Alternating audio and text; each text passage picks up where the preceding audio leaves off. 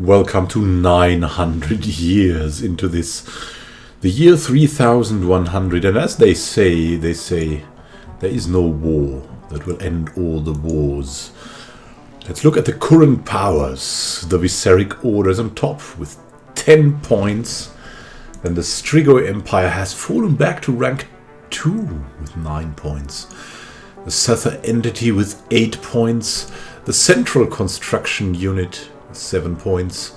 The Tarth Enurum with 6 points. The Vetresius Alliance with 5 points. The Eternal Council of Cracks with 4 points. The Imperium of Vitruvia with 3 points. And actually, their spin-off, these guys are more powerful now. Then we have the Pricky Democratic States. What?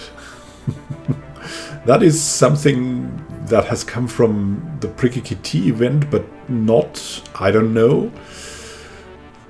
They have 2 points. The Giran Shu Nation have 1 point. Then we have the Athanabian Galactic Polity. That has 0 points. They have been uplifted or something. They have these strange ethics here, these new nations. So, I mean, these not, but the others are quite strange if you look at it. So, that said, these strange things happening. Let's see who is leading in overall points. Still the Strigoi Empire? Yes, but what is behind? So on top is the Strigoi Empire from 78 to 87 points. Second, still the Central Construction Unit from 67 to 74 points, very solid. Third, the Sether Entity from 62 to 70 points. Fourth, the Viseric Order from 57 to 67 points. They are red hot. Fifth, the Tarth Enurum from 46 to 52 points. Sixth, the Eternal Council of Cracks from 40 to 45 points. Seventh, the Imperium of Vitruvia from 40 to 44 points. And in the distant stars is the Imperial Ildar, the Tribes of Volga, the United Republic of Systems, and the next kernel. So let's have a look what's up in galaxy number 3. Still everyone is waiting here in the big block. Still the Baderian Empire. Still everyone is there, but are things changing, or are they staying the same? Who's on top at the moment? Still the Baderian Empire with 10 points. Then we have the Kingdom of Metlon with 9 points in the Righteous Compact. The Empire of Cyronia with 8 points, also in the Righteous Compact. At war with the Technocracy of Oros with 7 points. And then we have Claptrap Common Minion Andiamo 6 points, and the Darth Quok Empire with 5 points. And in the end, the Mollusquids of the Kiodi Consciousness with, oh my god, 4 points, I think, 4 points. They're defending, wow, they're defending against everyone, just about everyone. So, I was wrong. Okay, the Technocracy of Oros and the Righteous Compact is at war with the poor Kiodi Consciousness. Will they survive that until the end? Let's hope for the best. Whoa. And what's up in the overall point scores? Let's have a look. Still leading is the Kingdom of Metlon. Wow, that's going to be a finish, right? From 71 to 80 points. Second, now the Baderian Empire from 70 to 80 points. Red hot, as I said. Third, the Empire of Cyronia from 68 to 76 points. Fourth, the Technocracy of Oros from 60 to 67 points.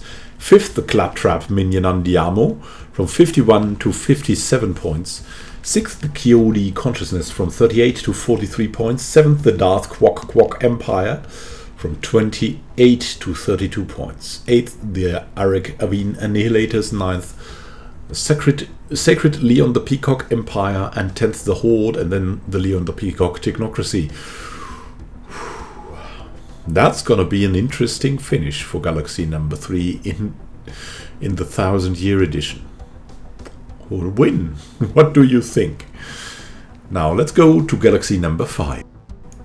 The Raxian swarm seems to grow wildly in galaxy number 5. And also the other empires seem to be not in balance, rather in a kind of flux.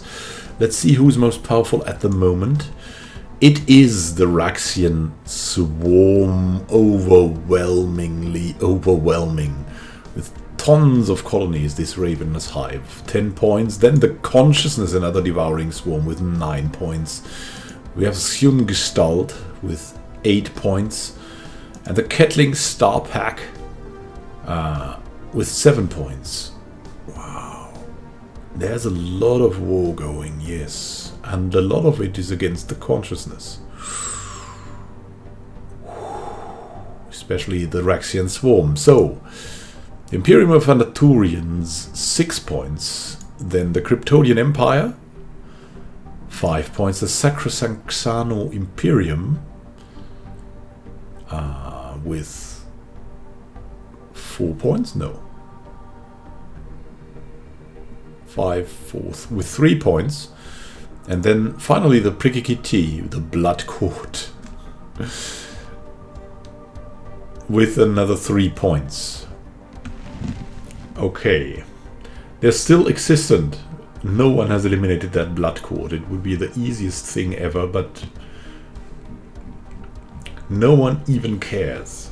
So, let's see what the overall point scores are. This is going to be interesting. This will be another nail biter. First, still the consciousness from 74 to 83 points. Second, the Raxian swarm from 72 to 82 points. Third, the Gestalt from 68 to 76 points. Fourth, the Imperium of Anaturians from 51 to 57 points. Fifth, the Kettling Star Pack from 50 to 57 points. Sixth, the Kryptonian Empire from 41 to 46 points. Seventh, the Sacrosanct Xano Imperium from 31 to 35 points. Eighth, Prikikiti from 15 to 18 points. And ninth is the Society of the Ancients. 10th, the Renarian Directorate. 11th, the Anaturium Consortium. And 12th, the Sim Hierarchy. Let's continue to galaxy number 6. In galaxy number 6, we still have the eternal conflict between the Platypus Orthodoxy and the Holy Kayon over the use of their holy symbol, as one user described it very fittingly. Then we have the old dominant Panaxala Pencamianto that all seems to be at the rim, but is still very powerful. We have the United Corporation Front still, and we have some dots here and there from some conflicts that we cannot really analyze well. Let's see who's most powerful at the moment. It's again Panaxala Pencamianto. The collective consciousness has made its comeback to the top spot of power.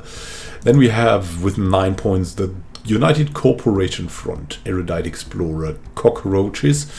We have 8 points for the Platypus Orthodoxy, also very strong. And 7 points for the Holy Kayon. 6 points left for what is left of the Seklokarshinites. The tortoises still hanging on, tortoise-like all the time, and getting the great points for great survival. Let's see how the overall point scores are in this galaxy. Leading the fray, Panaxala Pencamiento from 77 to 87 points. Second, the United Corporation Front from 65 to 74 points. Third, the Platypus Orthodoxy from 64 to 72 points. Fourth, the Holy Kayon from 60 to 67 points, slightly speeding down. Then, fifth, the Seklokarshinites from 34 to 40 points, now in 5th place. Then, left in the distant stars are the Shadowborn of Dora with 34 points. 7th, the Valdaria Authority with 25 points.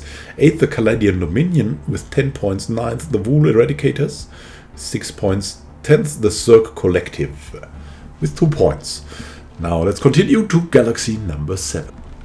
Welcome to galaxy number 7, where we have, it seems like the galaxy is threefold, but there's still the Galactic Arelka Mining Corporation, the Sonvera Imperium, and the Cantobot Experiment, down there.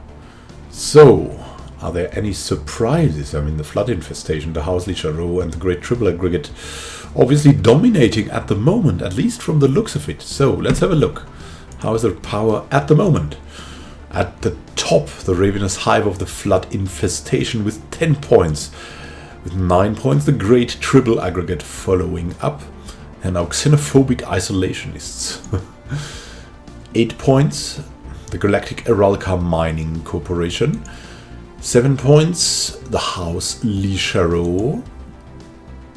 6 points, the Cantobot Experiment, still hanging on. And 5 points, the Zonvera Imperium. Interestingly, in this galaxy, all of the empires, or most of the empires, are at a relatively okay size still. So that's very interesting. Let's have a look at the overall point score. First, still the Great Triple Aggregate from 73 to 82 points. Second, the Galactic Aralka Mining Corporation from 67 to 75 points. Third, House Licharo from 64 to 71 points. Red hot is the Flood Infestation on number 4 from 57 to 67 points. Will they take another place? We don't know.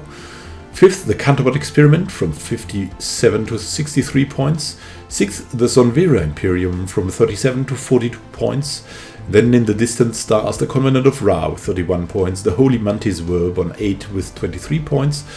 Papal Stars on 9 with 8 points. And number 10, the Fast and the Furious with, tragically, only 1 point.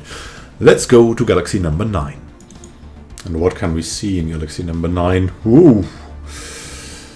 It's twisting. It's still the Network Guardians, most probably. The Earth Custodian ship also gaining power. The Healing Church, all red there. The High Plumage with very big letters. The Procavia Capensis Assembly seems to be very small.